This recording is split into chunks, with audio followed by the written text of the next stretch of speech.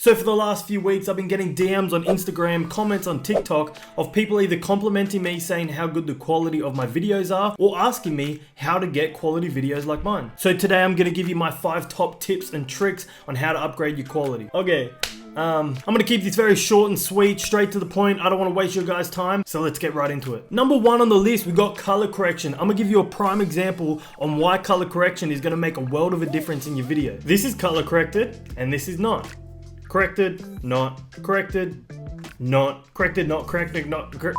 See what I mean? I don't even think I need to explain why it makes it different. It obviously pops the colors, darkens the shadow, and it makes your videos, whether it's in the gym or at a desk, seem a lot more cinematic. Better quality on the video, and I'm not just talking about 1080p or 4K. I literally mean the colors, the angles, shit like that will keep your viewers engaged, which will help blow your videos up, whether it's Instagram Reels, TikToks, or YouTube. So next time you record and edit one of your videos, search up on YouTube, how do I color correct one of my videos? Apply it to your video, and I guarantee you the quality will be a world of a difference. As you can see.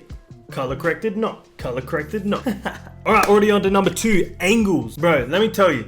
You see so many people in the gym record themselves, and I understand not everybody has a tripod handy, so they record themselves from the ground, which in my opinion is the worst angle for any movement. There is no movement that looks good from the ground unless you're doing push-ups. So if you don't have a tripod and you want an alternative, grab one of those boxes, bring it over, sit a water bottle and lean it there. It is somewhat obnoxious bringing a big box depending on where you are in the gym. Make sure you be mindful of others because you don't want to be that asshole or that bitch in the middle of the gym taking up all this space just for a video. There's nothing wrong with doing that, but you got to understand that the gym is a shared space and we got to be mindful for others as well, of course. But if the gym is empty, grab one of those bitches, bring it over, water bottle, lean it up against, have it about belly button height, depending on the movement, but that's kind of like standard. Dumbbell press, bicep curls, majority of movements will look good around that belly button to nipple. And if you have someone behind your camera recording you, the perfect angles and to keep your viewers engaged, add dynamic. So what I mean by adding dynamic to your video is going with the motion. So this video that I did with Ethan, the last video I just posted, when he was on the back row machine, every time he went in, I brought the camera in. He pulled it back, I came out. And it gives the viewer, you guys, a feel of the movement, I guess. You're one with the machine. And then same with the press. You can go from the side view and press up and you follow the dumbbell. You become the weight. You follow the dumbbell. Number 3, and what is probably one of the most important when it comes to doing any sort of video and content, is your equipment. Your cameras, your lenses, tripods, mics, all of the above. You need good equipment. For example, this microphone that I'm using right now, it is very good and it is a lot better than what I used to use on top. Because if I come in close like this, I bet my voice sounds amazing right now. A little bit of ASMR. I don't even know what that stands for and I don't like it. Audio is very important, and there was a study from Netflix and they said that audio makes up like 70% of the video. So if you're watching a movie on Netflix and your internet starts to crash, they will actually dial down the video quality than they would audio. That's how important audio is. So make sure you guys invest in good microphones, good camera equipment, and lenses. Lenses are probably one of the most important things as well. They're all important. I'm gonna say that for everything. Because some lenses, I have a lens that I take my photo on. I'll get it for you in a sec.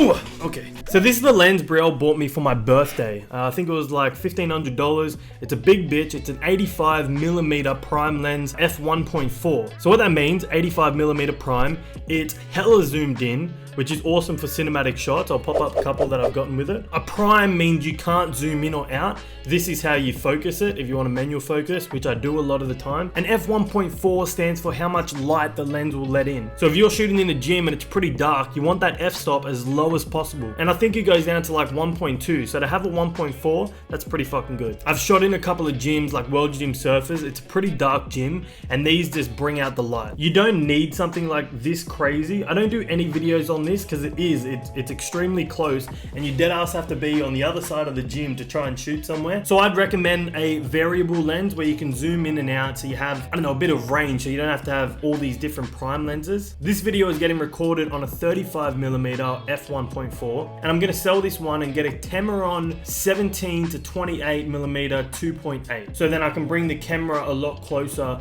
get a wider view, and it'll look like Alex Eubanks videos. Because right now it looks like I'm hella far away because I am, but if I come really close, it's a tight shot and you're like just on my face. Oh, we're getting close and personal again.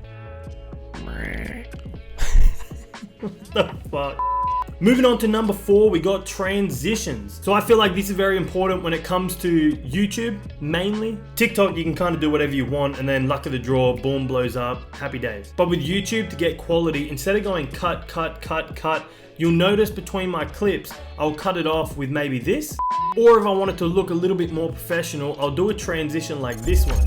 It depends on the type of video you're doing, whether you're in the gym or at your desk or doing a react video, but I guarantee you adding small things like that to your video will make it look a hell of a lot more professional. If you don't know what transition to use, again, search it up on YouTube.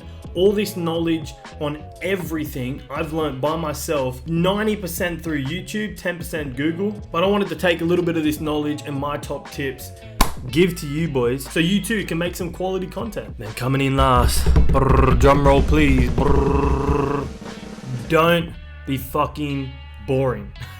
Bro, there's a lot of people, mainly the educational side when it comes to TikToks I'm talking about, and YouTube, but I mainly see it on TikToks. You have to convince people that they want to follow you. That is the objective behind it. You either want them to like you, relate to you, want to live like you, want to look like you. There's got to be an incentive as to why they should follow you. And I see a lot of content creators, not ripping on anyone personal here, I'm just giving you guys some tips. If you're trying to be educational, let's say, because if you're trying to be funny, you'll either make people laugh or you won't. And then if you're trying to be motivational, it could blow up, it might not. But I'm talking about educational, those people that try and give people knowledge through TikTok. I see a lot of them do this. Ready? All right, guys, these are my 5 top tips on why you should not use the bench press. You know what I mean? Like, they do that. They sit there and they be all serious and be like, for 5 years, I stopped using the bench press and I just done cable flies. My chest has blew up and... You would not sit there and watch that. I guarantee you, if you're flicking through TikTok and your brain's going 100 miles an hour, your attention time frame is like 2 seconds, you're not going to sit there to someone being like, alright guys, so... You can even tell the difference between that and what I'm doing right now. It's just not engaged. What?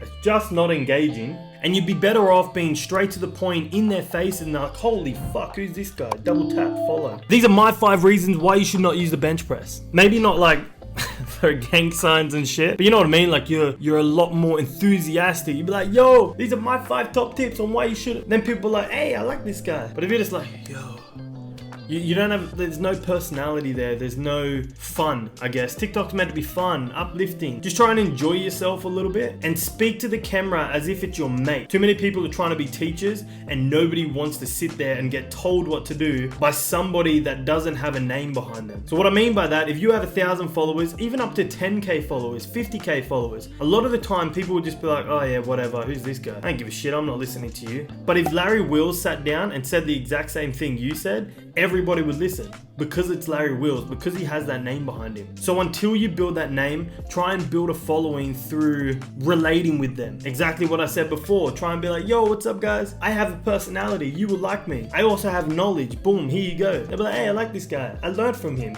Let's follow. I can't guarantee that any of this is gonna blow you up, but I promise you it'll make a world of a difference to your content. Anyways, that's a wrap on today's video. I told you I would keep it short and sweet, straight to the point. I didn't want to waste anybody's time, but I did want to jump on here and give you guys 5 tips because I know there's a lot of content creators that either DM me, comment, and ask how to upgrade your quality. If you do these 5 things, your videos will look insane. And out of all 5, hands down, my favorite is color correction. Look at this, and then look at this. Look at this, and then look at this. Massive difference. Massive difference. And one last thing before we go, last night, the 18th of May at 7 o'clock, I dropped my 𝗘𝗕𝗢𝗄𝗏 merch. I had 59 shirts and we sold out in 3 minutes. That shit was insane. There was hundreds of people on the website, all trying to type their details in as fast as they can, and a lot of people missed out. So congratulations to the 49 that got in there.